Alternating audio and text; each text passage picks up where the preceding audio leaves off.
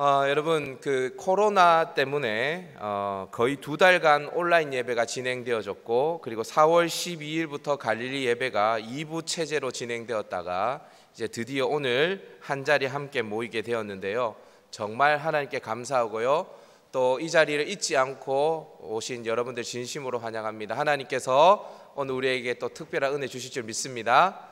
우리 좌우에 있는 지체들 악수하기는 좀 그러니까 눈으로 레이저를 쏘면서 이렇게 인사했으면 좋겠습니다. 오랜만에 보니 반갑다 이렇게 인사하십시다. 예, 반갑습니다. 여러분, 상황이 어찌됐든 우리는 다시 오늘 위기 속에서 기회를 발견합니다. 다시 시작할 수 있는 시점에 우리가 서 있는데요. 성경을 보면 어떤 위기를 극복하고 다시 시작한 사람들의 이야기가 성경에는 아주 많이 나와 있습니다. 대표적인 사람이 바로 야곱이라는 사람인데, 야곱은 형 에서를 피해서 삼촌, 외삼촌 밧단 아람으로 도망을 갔죠.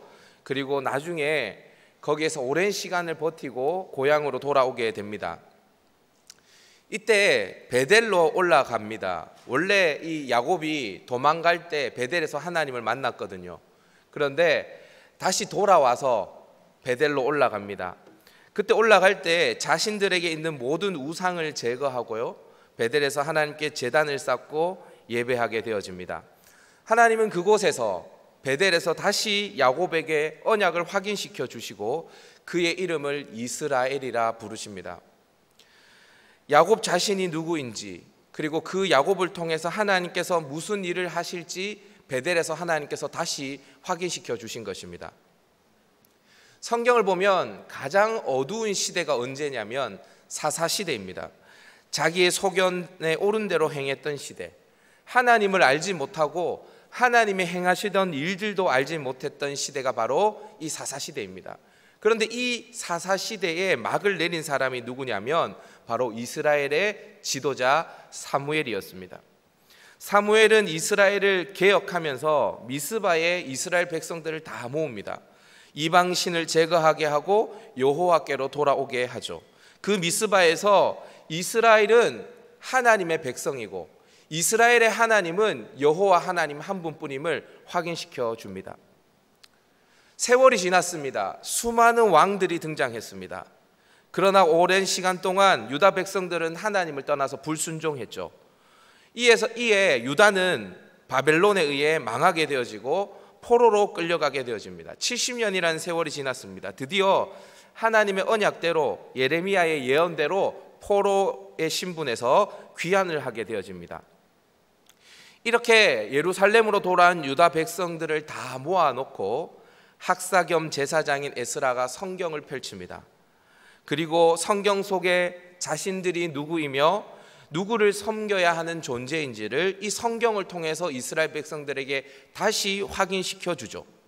이렇게 성경에는 다시 시작하는 사람들의 이야기가 쭉 기록되어져 있는데요, 오늘 하나님께서 우리 공동체에게도 다시 시작할 수 있는 기회를 주셨습니다. 코로나19로 인해서 잠시 멈췄던 갈릴리 예배와 소그룹이 오늘 시점으로 해서 다시 시작되어지는데, 이 시점에 하나님은 다시 우리가 누구이며 또 무엇을 위해 살아가는 존재인지 마치 학사 에스라가 이스라엘 백성들에게 가르쳐 준 것처럼, 또 사무엘이 미스바에서 이스라엘 백성들에게 가르쳤던 것처럼 하나님이 야곱을 베델로 다시 부르셔서 거기에서 이스라엘이라 부르신 것처럼 오늘 우리에게도 성경을 통해서 우리의 정체성을 가르쳐 주실 줄 믿습니다. 만약 이 순간에 야곱처럼 사무엘처럼 에스라처럼 우리의 정체성을 우리가 재정립한다면 우리는 우리 자신을 갱신하고 새로운 출발을 넘어서 새로운 비상을 할 수 있을 것입니다. 쓰러진 자리, 멈춰선 그 자리에서 다시 표대를 발견하고 달려갈 수 있을 거예요. 여러분, 제가 조금 우스운 이야기를 하나 만들었는데 한번 들어보십시오. 경부선을 달리는 기차가 있었습니다. 늘 서울과 부산을 왕복했어요. 똑같은 철길을 반복하면서 왔다 갔다 하는 그 일상이 이 기차에게는 너무 지루하고 너무 식상했습니다. 어느 순간 삶 자체가 매너리즘에 빠져서 의욕도 상실하고, 그래서 의미도 알지 못한 채 그냥 서울과 부산을 왔다 갔다 했어요. 그래도 인내하면서 달렸는데 이 기차의 마음을 심란하게 만들었던 순간이 있어요. 그게 언제냐면 한강 철교를 지날 때예요. 낮에는 잘 몰랐는데 밤에 한강 철교를 지나다 보면 철교 아래의 모습이 너무나 황홀하고, 그래서 너무나 부러웠던 거예요. 밤이 되면 한강에 떠다니는 유람선, 그게 참 부러웠던 것 같습니다. 유람선은 언제나 아름다운 조명과 화려한 불꽃쇼로 자신을 치장했죠. 그리고 그곳에는 연인들이 팔짱을 끼고 즐거워하는 모습들이 있었습니다. 기차는 이런 유람선의 모습을 볼 때마다 너무 부러웠고, 그래서 어느 날 결단하게 되어집니다. 한강 철교를 달리다가 더 이상 내가 이 길을 왔다 갔다 하지 않겠노라 다짐하고 철교에서 뛰어내어서 한강으로 풍덩 빠졌대요. 여러분, 어떻게 되었을까요? 물속으로 가라앉았겠죠. 제가 만든 이야기입니다. 심각하게 안 들으셔도 돼요. 네. 여러분, 그런데 이 어이없는 제가 만든 이 이야기가 때로는 우리의 이야기가 될 수 있어요. 기차가 실수한 것이 뭐냐 하면 바로 자신이 기차라는 사실을 망각한 것입니다. 자신이 기차라는 사실만 알았더라도 유람선을 부러워하지도 또 어이없이 물속에 뛰어들지도 않았을 거예요. 우리가 이런 정체성을 가지는 게 굉장히 중요한데, 오늘 성경을 보면 성경 곳곳에서 우리의 정체성을 이야기해 주는 구절들이 너무나 많아요. 그런데 오늘 우리가 읽은 이 본문도 우리가 누구인지 이야기해 주는 본문이에요. 이걸 확인을 해야 되는데 왜 확인을 해야 되냐? 내가 누구인지를 알 때 우리는 무엇을 향해 나아가야 할지 알게 되어지는 거예요. 여러분, 향방을 알지 못하는 인생은 절대로 담대하게 또 단호하게 자신의 길을 걸어갈 수가 없거든요. 그래서 오늘 이 말씀을 통해서 성경이 우리를 누구라고 부르는지, 그럼 우리는 무엇을 향해서 나아가야 하는지, 우리의 인생의 표대는 무엇인지 여러분 방향을 잊어버렸다면 재설정할 수 있는 은혜가 있기를 주님의 이름으로 축복합니다. 자, 그러면 오늘 성경에서 저와 여러분을 어떤 사람이라고 정의하는가, 저를 한번 따라해 봅시다. 왕 같은 제사장들이다. 예, 어떤 사람이라고요?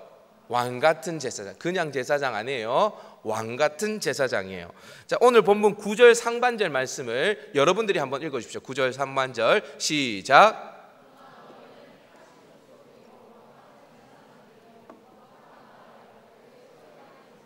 예, 보세요. 너희는 택하신 족속이요, 왕 같은 제사장들이요, 거룩한 나라요, 그의 소유가 된 백성이니. 네 가지를 이야기하고 있습니다. 그런데 이 네 가지가 사실 여러 말 같지만 사실 모두 같은 말입니다. 그게 뭐냐? 여기서 하나를 꼽으라면 제사장이에요. 제사장. 여러분, 택하신 족속, 이스라엘에는 12지파가 있었습니다. 그죠? 12지파. 그런데 하나님께서 그 12지파 가운데 레위 지파는 하나님의 것이라고 하나님께서 택해요. 그러면 나머지 11개 지파는 하나님의 것이 아니냐? 아니요, 하나님의 것이에요. 그런데 하나님은 유독 레위 지파를 하나님의 것이라고 택합니다. 택하신 족속, 왕 같은 제사장. 여러분, 제사장은 어느 지파 사람만 하는 거예요? 레위 지파 사람이 하는 거예요. 거룩한 나라. 하나님께서는 레위 지파를 거룩하게 구별하셔요. 이스라엘을 이방인들과 구별하셔서 거룩하게 하세요. 그리고 그의 소유가 된 백성, 하나님의 백성, 하나님의 소유, 다 똑같은 이야기예요. 자, 그러니까 제사장은 택하신 족속이고, 제사장은 거룩하게 구별된 사람이고, 제사장은 하나님의 소유인 거예요. 그러니까 오늘 본문에서 하나님은 저와 여러분을 향해서 너희는 왕 같은 제사장이라고 말하는데, 그러면 제사장은 무엇하는 사람이냐? 제사장은 제사를 집례하는 사람이죠. 자, 그러면 제사를 왜 드리냐? 구약 성경 레위기를 보면 제사의 종류가 수도 없이 많이 나오죠. 번제, 소제, 화목제, 속제제, 속건제, 뭐 이런 다양한 제사들이 있습니다. 헌신을 다짐할 때 드리는 제사는 번제고요, 하나님 앞에 어떤 서원이나 감사의 표현으로 드릴 때에는 화목제를 드립니다. 자, 그런데 이 모든 제사는 사실 기본적으로 죄를 대신 지불하는 속죄의 의미가 다 담겨 있어요. 즉 이 죄인된 인간이 인간의 모습으로는 도저히 하나님과 교제할 수 없으니 제물을 대신 죽여서 제사를 지냄으로 그 죄를 속죄하고 하나님과의 관계에 물꼬를 트는 것이 바로 이 제사의 의미죠. 제사장은 이렇게 하나님과 이스라엘 사이에 서서 이 속죄의 연결다리가 됨으로써 하나님과 이스라엘 백성 사이에 교제의 다리를 놓는 역할을 했던 것이 바로 제사장입니다. 저와 여러분을 향해 하나님께서 왕같은 제사장이라고 말하는 거예요. 우리 보고 무언가의 다리 역할을 해달라는 거예요. 다리 역할을. 자, 그러면 원래 우리가 그런 존재였는가? 그냥 어떤 과정을 거쳐서 우리가 이런 제사장이 됐는가 확인해야 될 필요가 있지 않겠습니까? 여러분, 성경을 보면 이스라엘 백성들이 레위기에서 하나님과 언약을 맺는데요, 언약을 맺기까지의 과정이 출애굽기에 나와 있어요. 이스라엘 백성들이 노예였는데, 원래는 바로의 백성이었는데 어떻게 하나님의 백성으로 변화되었는가, 그 과정에서 하나님께서 이스라엘에게 어떠한 역사와 구원의 은혜를 베풀어 주셨는가가 출애굽기에 기록되어져 있잖아요. 우리도 그냥 제사장이 된 게 아니거든요. 어떠한 과정을 거쳐서 제사장이 된 거거든요. 그럼 어떠한 과정을 거쳤냐 이 말이에요. 저를 한번 따라해 봅시다. 전에는 no. 자, 전에는 no, 이제는 yes. 예, 우리 다 같이 10절 말씀 한번 읽어보도록 하십시다. 10절 시작. 너희가 전에는 백성이 아니더니 이제는 하나님의 백성이요, 전에는 긍휼을 얻지 못하였더니 이제는 긍휼을 얻은 자니라. 아멘. 성경이 지금 뭐라고 이야기하냐면, 너희가 전에는 하나님의 백성도 아니었고 긍휼을 얻지 못하는 자였다. 그런데 이제는 하나님의 백성이 되었고 또 이제는 하나님의 긍휼을 얻는 자가 되었다라고 이야기를 해요. 그러니까 원래 우리는 제사장이 아니었다는 거예요. 왕 같은 제사장은커녕 우리는 하나님의 백성도 아니었고 하나님의 긍휼도 얻지 못하는 자였다. 여러분, 하나님의 긍휼을 얻지 못하였다는 것은 뭐냐면 하나님의 긍휼을 못 얻었다는 것이 아니라 하나님의 진노의 대상이었다는 거예요. 긍휼을 얻지 못하는 자였다는 것은 단지 긍휼이 여김을 못 받았다는 게 아니라 하나님의 진노의 대상이었다는 거예요. 그러니까 여러분, 하나님이 진노하시면 어떻게 되는지 아십니까? 그냥 다 죽어버리는 존재예요. 멸망하는 존재. 그런 존재가 우리였다는 거예요.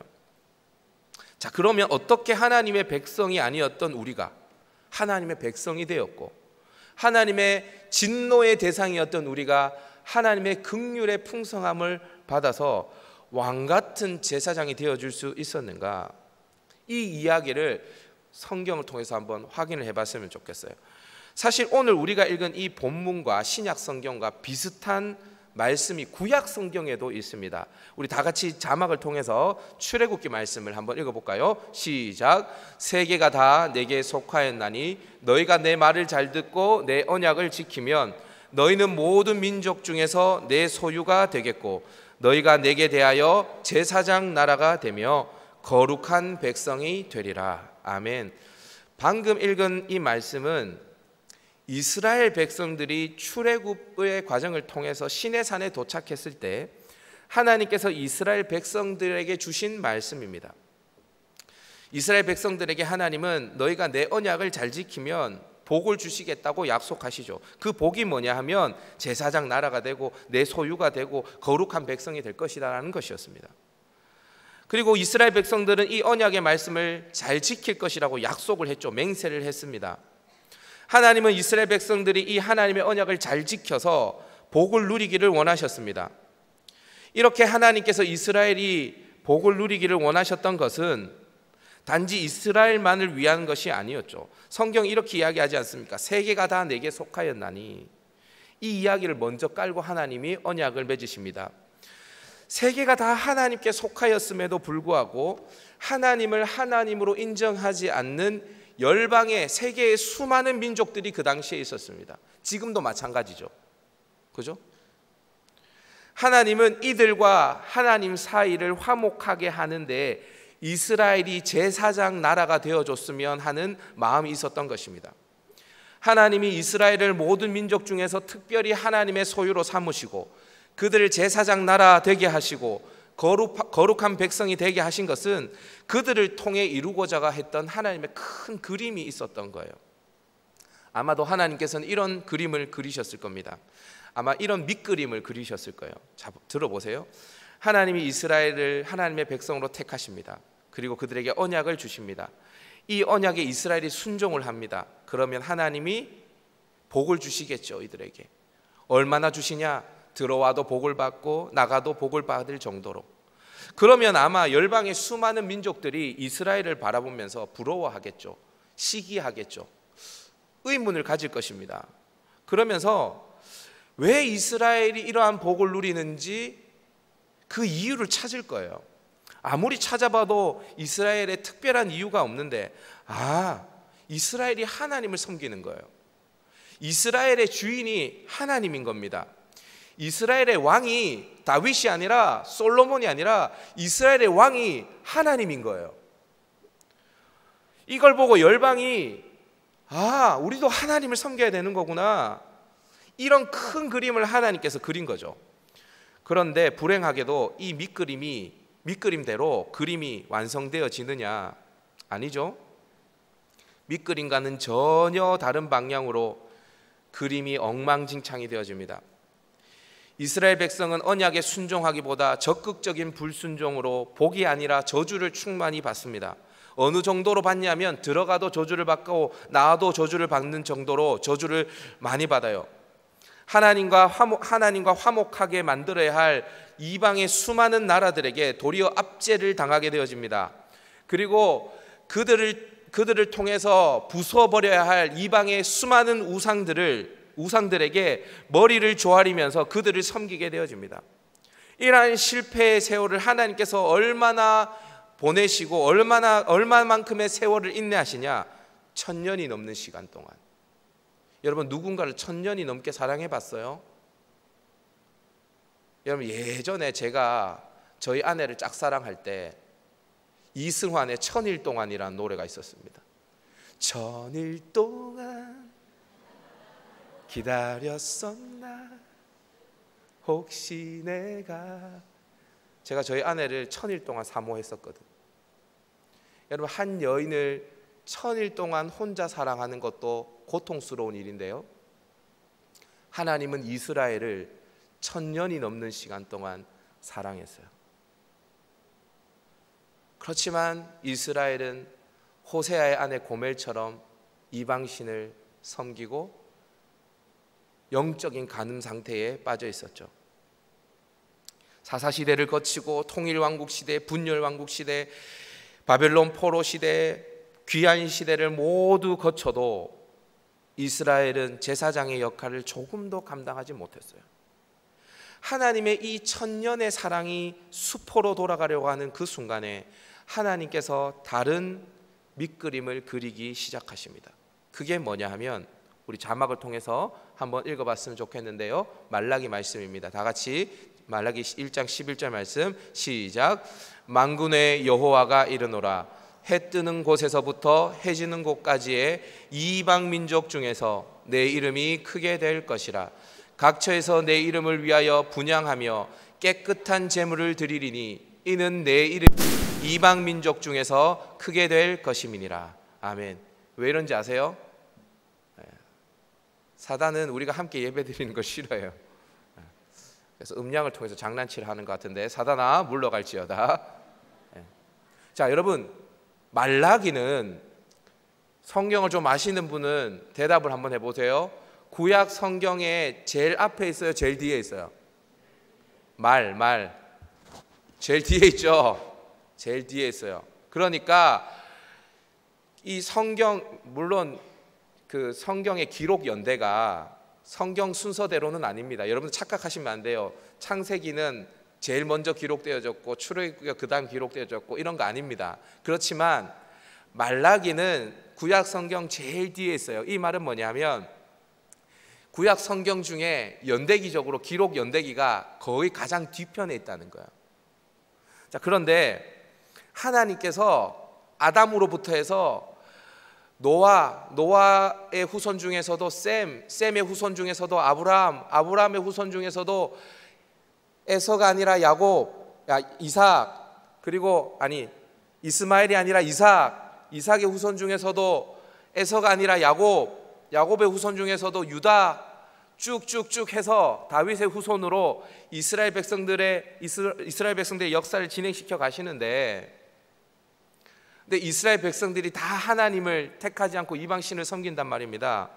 이 하나님의 짝사랑이 계속 1000년이 넘게 진행되어지는데 이스라엘이 하나님 앞에 돌아오지를 않는 거예요. 하나님이 안 되겠다 하고 내리신 결론이 뭐냐면, 원래는 이스라엘을 통해서, 유다 백성을 통해서 열방을 구원하고 싶으셨는데 안 되겠다, 이제는 열방을 통해서 이스라엘을 구원해야 되겠다라고 하나님께서 밑그림을 다시 그리는 거예요. 하나님이 엉망이 된 그림 위에 다시 붓을 들고 밑그림을 그리세요. 이스라엘을 이방인을 통해서 구원해야 되겠다는 하나님의 놀라운 구원의 역사, 그 그림을 하나님께서 그리고 계시는 거예요. 전에는 하나님의 백성이 아니었고, 전에는 긍휼을 얻지 못하는 자였는데, 하나님의 바뀐 이 밑그림 때문에 극적으로 제사장의 신분이 된 사람이 누구냐면 저와 여러분이에요.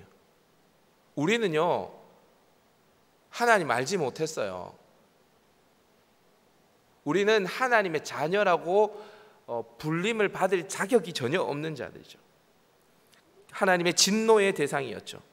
근데 여러분, 우리가 왕같은 제사장의 신분이 된 것, 하나님의 놀라운 사랑의 결과예요.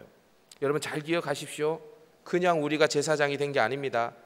1000년이 넘는 하나님의 상처가 배어 있는 그 상황 속에서 우리가 제사장이 된 거예요. 1000년이 넘는 거절과 배신의 상처를 가지신 하나님의 마지막 히든 카드, 그 마지막 밑그림이 바로 저와 여러분들입니다. 저와 여러분을 향해 너희는 왕같은 제사장들이야 라고 말씀하실 때 하나님의 가슴 속에는 절절함이 있어요. 제발 이스라엘 백성들과 같이 이방신을 섬기고 간음하지 말라. 나를 사랑하라. 오직 주 예수만 믿으라. 하나님의 절절한 사랑이 담겨 있는 거죠. 자, 그렇다면 하나님께서, 자, 보세요. 이 1000년이 넘는 사랑을 통해서 전에는 백성이 아니었던, 하나님의 백성이 아니었던 저와 여러분을, 진노의 대상이었던 저와 여러분을 왕같은 제사장으로 하나님께서 마지막 히든 카드로 우리를 선택하신 그 이유가 뭘까요? 저를 한번 따라해 봅시다. 하나님을 선포하게 하려고. 우리 9절 말씀 다시 한번 읽어보십시다. 시작. 그러나 너희는 택하신 족속이요 왕같은 제사장들이요 거룩한 나라요 그의 소유가 된 백성이니 이는 너희를 어두운 데서 불러내어 그의 기이한 빛에 들어가게 하신 이의 아름다운 덕을 선포하게 하려 하심이라. 아멘. 할렐루야. 하나님이 우리를 하나님의 제사장으로, 왕같은 제사장으로 삼은 이유가 뭐냐? 우리를 어두운 데서 불러내어 그의 기이한 빛에 들어가게 하신 그분의 아름다운 덕을 선포하게 하려고 우리를 택하셨다는 거예요. 여러분 반드시 기억하십시오. 하나님의 백성이 아니었던 저와 여러분이 구원받은 것은 하나님의 아름다운 덕을 선포하기 위한 것입니다. 여러분, 왜 하나님의 아름다운 덕을 우리를 통해서 선포하기를 원하셨는가? 하나님의 진노의 대상이었던 우리에게 하나님이 긍휼을 베풀어 주셔야 그것이 은혜이지 않습니까? 1만 달란트를 빚진 자에게 탕감해 주어야 그것이 은혜이지 않습니까? 그렇죠? 은혜를 베푸시고 난 다음에 우리에게 뭐라고 이야기하냐면 이 은혜를 너희가 맛보았으니 이 은혜를 증거하라 라고 우리에게 말씀하시는 거예요. 여러분, 사도 바울이라는 사람 아시죠? 여러분, 많고 많은 사람들 중에 하나님께서 왜 사도 바울을 이방인의 사도로 택하셨을까요? 저는 이해가 안 돼요. 왜냐하면 여러분, 그 당시에 사람이 없었습니까? 저 같으면, 제가 하나님이면 스데반같이 믿음과 성령으로 충만한 그 사람, 지혜가 충만한 그런 사람 돌에 맞아 죽게 안 하고 그런 사람을 이방인의 사도로 보낼 것 같아요. 그런데 하나님께서는 교회를 박해하고 스데반을 죽일 때에 증인의 한 사람으로 섰던 그 바울을, 그 대적자 사울을 하나님께서는 이방인의 사도로 세우시거든요. 왜 그를, 죄인 중에 괴수였던 그를 하나님께서 이방인의 사도로 세우셨을까? 하나님의 아름다운 덕을 선포할 수 있는 사람이 그였기 때문입니다. 죄인이었기 때문이죠. 하나님을 박해했던 사람이었어요. 교회를 박해했던 사람이죠. 이걸 너무나 잘 알고 있었던 사도 바울은 다음과 같은 놀라운 고백을 하는데요. 우리 다 같이 한번 읽어보도록 하십시다. 고린도전서 말씀인데 시작. 내가 복음을 전할지라도 자랑할 것이 없음은 내가 부득불할 일임이라. 만일 복음을 전하지 아니하면 내게 화가 있을 것이로다. 아멘. 지금 무슨 이야기 하냐면 바울이 내가 복음을 전하더라도 자랑할 게 없다. 여러분, 바울이 복음을 전하다가 그냥 복음을 전했다, 이게 끝이 아니잖아요. 여러분 다 아시다시피 복음 전하는 것 때문에 결혼했어요, 안 했어요? 자, 결혼했어요, 안 했어요? 안 했죠? 했어요라고 하는 사람이 제 귀에 한 명 들렸습니다. 지금 성경 읽으셔야 됩니다. 결혼 안 했습니다. 여러분, 복음을 위해서 복음 전하는 것 때문에 결혼 안 하겠다고 다짐하는 사람이 있으면 하나님께서 그 영혼에게 진짜 축복해 주실 줄 믿습니다. 전혀 뭐 그럴 생각 없습니다, 목사님. 표정으로 저를 보시는데 다 알고 있습니다. 그럴 생각 전혀 없다는 거. 바울은 그랬어요. 복음을 전하는 것 때문에 결혼을 안 했어요. 뭐라고 이야기하냐면 바울이 이렇게 이야기합니다. 나도 베드로와 같이 아내와 가족들을 데리고 다닐 권한이 있다. 그렇지만 내가 더 복음을 힘있게 전하기 위해서 아내를 데리고 다니지 않는다. 그냥 데리고 다니지 않는 게 아니라 아내를 맞이하지 않은 거죠. 여러분, 바울이 복음 전하는 것 때문에 바울은 가말리알 문화에서 공부한 정말 석학 중에 석학이었습니다. 출세의 길을 포기했죠. 유대인 중에 유대인이었습니다. 유대인으로부터 배척을 당했습니다. 그냥 배척을 당한 게 아니라요, 돌에 맞고 매로 맞고 정말 죽을 고비를 수도 없이 넘겼던 사람이 바로 바울입니다. 그런데 자랑할 게 없대요. 내가 복음을 전할지라도 자랑할 게 없대요. 부득불할 일이었다는 거예요. 왜냐? 내가 그것 때문에 구원받았기 때문이라는 거죠. 내가 이것 때문에 구원받았기 때문에, 하나님의 자녀가 되었기 때문에 내가 복음을 전하지 않는다면 오히려 내게 화가 있을 것이다. 여러분, 우리는 다시 시작하는 이 시점에 서 있어요. 다시 소그룹이 시작되어지고 다시 리더 모임이 오늘부터 시작되어집니다. 여러분, 이것은 또 다른 기회입니다. 내가 누구이며 무엇을 위해 사는 존재인지 다시 확인할 수 있는 중요한 기회입니다. 내 정체성을 확인할 수 있는 중요한 기회예요. 여러분, 이 기회를 놓치지 않기를 주님의 이름으로 축복합니다. 며칠 전이었어요. 아침에 새벽 예배를 마치고 집으로 들어갔는데 저희 딸이 바지에 장난감 칼을 차고 나오는 것입니다. 아들이 아닙니다, 딸입니다. 그리고 저를 보더니 막 갑자기 칼자루에서 칼을 쫙 빼더니 저를 딱 가리키는 거예요. 그런데 굉장히 큰 소리로 막 소리를 지르면서 가리키는 거예요. 그런데 새벽 기도를 끝나고 제가 7시 한 40분 정도에 집에 들어갔는데 그 당시에 저희 아들은 잠을 자고 있었어요. 혜주 동생은 잠을 자고 있었어요. 그러니까 혜원이가 큰 소리를 지르고 막 칼싸움을 저랑 같이 하게 되어지면 아들이 깨지 않습니까? 그래서 제가 좀 이것도 가르쳐 줘야 될 것 같아서, 혜원아, 지금 엄마랑 혜준이는 아직까지 잠을 자고 있지. 그래서 혜원이가 이렇게 큰 소리로 놀고 싶어도 다른 사람이 잠을 잘 때는 배려를 해야 하는 거야. 이렇게 이야기를 했어요. 그런데 5살짜리 아이가 저를 빤히 쳐다보더니 이렇게 이야기하더라고요. 배려? 이름의 정체성을 모르겠네. 이렇게 얘기하더라고요. 배려라는 이름의 정체성을 모르겠대요. 정체성이라는 단어를 어디서 배웠는지. 배려? 이름의 정체성을 모르겠네. 이러는 거예요. 그렇죠. 배려라는 뜻을 모르는 거예요. 배려라는 이름의 정체성을 모르는 거예요. 모르니까 배려를 어떻게 해야 되는지를 모르는 거죠. 그래서 제가 배려가 뭔지를 자세하게 설명해 줬습니다. 내가 하고 싶어도 남을 위해서 하지 않는 게 배려야. 내가 하기 싫어도 남을 위해서 해야 할 때 그때가 배려하는 거야 라고 제가 가르쳐 줬죠. 여러분, 정체성을 모르면 아무것도 못해요. 배려를 해라고 그래도 배려의 정체성을 모르면 못해요. 내가 하나님의 백성이고 내가 하나님의 성도라는 것을 인지하지 못하면 내가 어떻게 살아가야 되는지 몰라요. 하나님은 우리의 신분을 정확하게 선언하십니다. 왕같은 제사장. 그냥 제사장이 아니라 세상 어디에도 꿀리지 않는 왕같은 제사장으로 우리를 부르셨습니다. 이러한 왕같은 제사장이 그냥 된 게 아니죠. 하나님의 백성이 아니었고 하나님의 진노의 대상이었던 저와 여러분을 향해 하나님의 놀라운 반전의 밑그림이 그려졌기에 저와 여러분이 제사장이 된 줄 믿습니다. 하나님의 전적인 은혜죠. 우리가 제사장이 되기 위해 무엇 한 것이 있습니까? 하나님의 은혜로 값없이 우리의 신분이 변화되어진 것입니다. 그렇다면 왜 이 은혜를 우리에게 주셨는가? 하나님의 아름다운 덕을 선전할 수 있는 연약한 존재요, 죄인 중에 죄인이요, 사도 바울과 같이 하나님을 박해하던 자가 우리였기 때문입니다. 이 사명을 위해서 다시 저와 여러분들의 젊음을 드릴 수 있기를 주님의 이름으로 축복합니다. 지금 다 한국교회 사람들이 뭐에 빠져 있냐면 세상 사람들도 코로나, 한국교회 성도들도 코로나예요.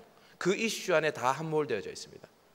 이때 믿음의 사람들이 바라봐야 할 것이 무엇이냐? 내가 코로나에 압도되는 사람이 아니라 내가 지금 이 코로나 상황 속에서도 내가 누구인가? 나는 무엇을 위해 살아가는 존재인가를 확인해야 하는 것입니다. 다시 제사장의 자리에, 다시 왕같은 제사장의 자리에 서서 하나님의 아름다움을 열방 가운데 드러내겠다는 결단이 저와 여러분에게 있기를 주님의 이름으로 축복합니다.